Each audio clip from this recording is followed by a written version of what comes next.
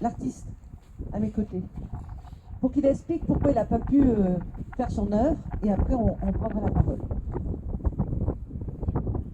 Oui, donc bonjour à tous. Alors j'imagine effectivement qu'il doit y avoir quelques déçus qui s'attendaient à avoir une belle œuvre sur la plage. Bon, malheureusement, il faut considérer que moi, pour faire mon travail, il faut 3 à 4 heures en fait pour dessiner une fresque sur la plage, c'est un travail assez long quand même. Et aujourd'hui, concrètement, avec les prévisions qu'on a depuis les derniers jours, là, les jours passés, les prévisions météo étaient vraiment mauvaises. On avait des rafales de prévues assez fortes et le vent aussi ne me permet pas toujours de travailler correctement. Et ça peut effacer une fresque très très vite. On avait des probabilités de pluie, donc c'est vrai que pour ce matin, on a décidé, avec l'association Estuaires pour tous qui m'a sollicité pour ce projet, de le reporter finalement, parce que voilà, on prenait vraiment un gros risque que les intempéries détruisent tout en 5 minutes. Donc on a préféré se dire, on refera la fresque et on fera des belles images qu'on pourra exploiter, qu'on pourra transmettre à la presse, parce que c'était ça aussi. L'idée, c'est qu'il faut qu'on arrive à faire véhiculer ce projet. Et donc les images étaient importantes. Moi aussi, je vais les transmettre via mes réseaux sociaux, etc. Donc voilà, pour que le projet fasse parler de lui, il faut aussi qu'il laisse une trace. Donc ces images étaient indispensables. Même faire voler un drone aujourd'hui, c'était pas l'idéal. Enfin voilà, il y avait un peu tout contre nous. Donc pour ceux qui le souhaitent et qui sont disponibles, l'idée pour nous c'est de remettre ça à mercredi prochain. On sera au même endroit et la marée basse est à 15h30, donc voilà, le rendez-vous sera dans ces horaires-là. Et il y a beaucoup moins de ventes prévues, donc déjà ça c'est un gros plus. A priori pas de pluie non plus, donc on sera pas mal et cette fois-ci on aura des images et vous pourrez vous rassembler autour d'une fresque si tout se passe bien. Voilà, et donc je suis désolé pour aujourd'hui, ce n'est pas de mon ressort, mais voilà. Donc merci à tous et puis là, en espérant vous voir nombreux mercredi prochain. Merci. En attendant, ça nous a permis à tous de nous exprimer et de montrer qu'on avait tous un peu de talent à écrire vraiment notre volonté sur cette plage. Alors que vous dire, vous regardez parc naturel marin, vous regardez forêt de protection, un champ d'éoliennes, un champ industriel, non, on n'en veut pas. Moi, je ne sais pas quoi, il n'y a pas de mots pour dire comment la commune se mobilise contre ce projet. Voilà, donc nous, on sera à côté des collectifs, on sera à côté des artistes qui voudront se prononcer non à ce projet. Pour nous, c'est défiguré, c'est accepter l'inacceptable et, encore une fois, la commune n'est pas à vendre. Voilà.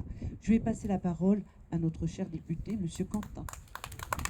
Bon, mais Madame la maire, Mesdames, Messieurs les élus, chers amis, j'espère que vous serez nombreux mercredi autour de Given pour voir sa sculpture sur sable avec les drones, les avions et autres. Le député, je ne pourrai pas être là parce que je serai à l'Assemblée nationale où je continue le combat contre ce terminal méthanier. J'ai préparé une longue lettre pour Madame Girardin qui est venue chez nous. Alors ça, on a gagné. Oui. Non, mais si, Madame Girardin, elle est ministre de la mer, je signale. Et là, c'est un projet en mer. Ça vous a pas échappé. Non, je ne parle pas des sols. Mais c'est important, les sols aussi, pour nos ports de pêche. Oui, alors ce projet, je le suis depuis longtemps. Et au début, je dois dire que beaucoup d'élus, d'Oléron notamment, étaient plutôt favorables. Parce qu'ils avaient le sentiment qu'ils pouvaient apporter leur pierre à ce qu'on appelle le mix énergétique. C'est-à-dire pas tout fondé sur le nucléaire, mais prévoir aussi des énergies renouvelables, etc. On avait un projet sur quelques dizaines de kilomètres carrés, avec quelques éoliennes, pas très hautes. Aujourd'hui, on est à plus de 700 kilomètres carrés, ça fait 1/10 de la superficie de la Charente-Maritime, mais en mer, avec des éoliennes, tenez-vous bien, de 270 mètres de haut. C'est, pour ceux qui sont allés à Paris, c'est plus haut que la tour Montparnasse. Vous voyez, donc c'est pas rien. Alors si elles font 270 mètres de haut, ça veut dire qu'elles s'enfoncent dans le sol à plus de 40 mètres. Alors autrement dit, c'est un bouleversement complet de tous les sous-sols marins, de la biodiversité, etc. Alors tout ça apparaît hautement absurde pour quantité de raisons. Quantité, je vais en donner que quelques-unes. Ça va se trouver juste en face du port de la Cotinière. pour lequel, je dis ça devant les conseillers départementaux, conseillères départementales qui sont ici, le département de la Charente-Maritime a placé plus de 60 millions d'euros pour améliorer ce port de la Cotinière, qui est le 6e port de pêche de France, avec des sols, mais pas seulement. Donc tout ça est absurde, parce que d'un côté, on met plus de 60 millions d'euros, et d'un autre côté, il va falloir que nos pêcheurs aillent slalomer. Alors certes, on a eu le champion olympique de slalom, mais enfin je ne suis pas sûr qu'il soit à bord d'un de ces bateaux de pêche. Et puis, ça porte gravement atteinte à la ressource halieutique. Bon, avec les tempêtes, tous les risques, enfin, le président de Nemo nous en dira sans doute encore plus. Donc il y a une espèce d'incohérence complète. Bon, je vous dis aussi, on l'a multiplié par 10. Il y a encore beaucoup de flou. Et depuis quelqu'un, on sait que quand il y a du flou, c'est qu'il y a un loup. Et là, il n'y a pas un loup, il y a un troupeau de loups. Parce qu'il y a quantité de conséquences dommageables. Une autre que je situe, on est là dans la mer des Pertuis, le parc naturel marin, des zones de Natura 2000, etc. Tout un tas de classements. Eh ben, on s'en fout complètement. Hein, on fait comme s'il n'y avait rien du tout. Autre conséquence, eh ben, c'est les paysages. On est très fiers d'être le 2e département touristique de France. Bon, avec le phare de Cordouan, là, qui vient d'être récemment classé au patrimoine de l'UNESCO, etc. Quand on sera ici au Mat, avec le Club Med et autres, sur toute notre côte, on ne verra plus ces couchers de soleil magnifiques, etc. On verra des pylônes gigantesques avec, dès l'arrivée du soir, les lumières rouges, etc. Bon, alors, c'est pas la peine de venir ici. Allez à Roissy, Charles de Gaulle, vous en verrez autant. Donc, tout ça est absurde et je pourrais multiplier les exemples. Tiens, la Ligue de protection des oiseaux, avec leur président, notre ami Alain Bougrain-Dubourg. Ça, il écrit Alain avec 2 L. Alain, ça l'aide à naviguer. Bon, ben, il a dénoncé ça, à juste titre.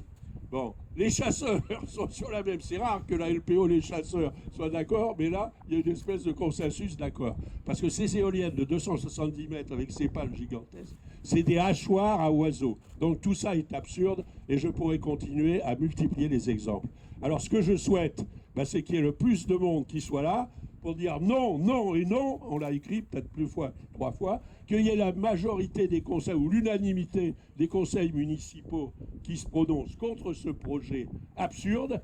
Et puis nous-mêmes, citoyennes, citoyens, eh ben, nous continuons le combat. Hein, rien n'est perdu d'avance. J'ai reconnu beaucoup d'amis avec lesquels, il y a plus de 10 ans, on s'est battu contre le terminal méthanier. Vous vous souvenez, en face, au Verdon, ici au Mat, on s'est battu contre l'extraction de granulats marins.